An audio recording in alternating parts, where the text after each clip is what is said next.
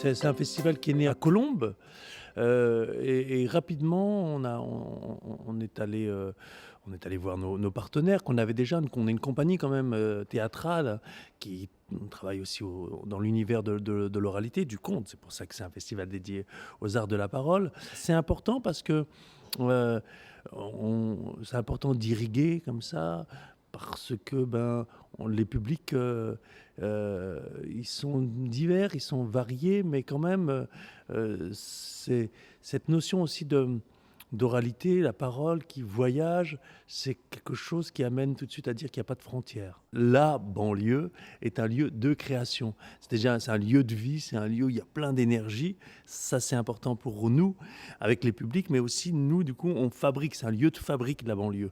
On s'interroge, on regarde ensemble ce monde qui s'agite autour de nous pour en bah, pour comprendre les choses, pour mieux les ressentir peut-être, ou les partager. Elle entre dans cette forêt sombre, feuillue, emmêlée.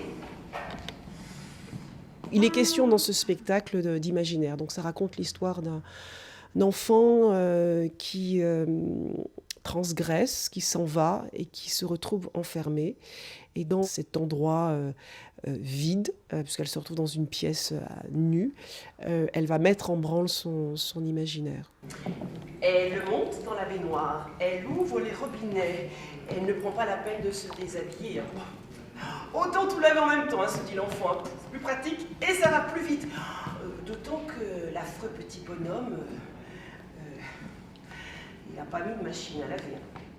Ce qui me touche, c'est de pouvoir à un moment donné m'adresser à peut-être des publics qui n'ont pas accès ou moins à la culture. Ça, c'est important, mais c'est important par rapport à mon travail et là où j'ai envie de m'inscrire en tant qu'artiste. Ah zut, j'ai mis le pied dans le jus plein d'huile.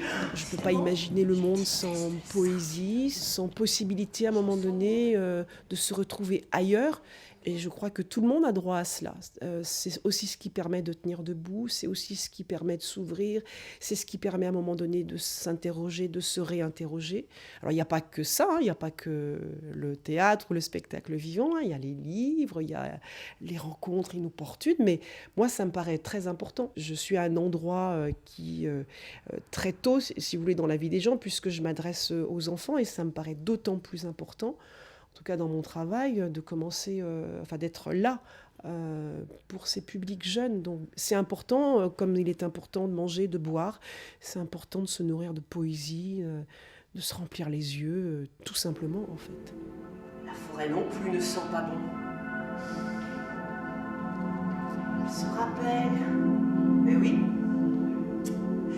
elle se rappelle cette odeur de moisi qui lui avait sauté au nez lorsqu'elle avait sorti du sac en plastique son maillot de bain, encore tout humide, oublié une semaine auparavant au fond de son cartable.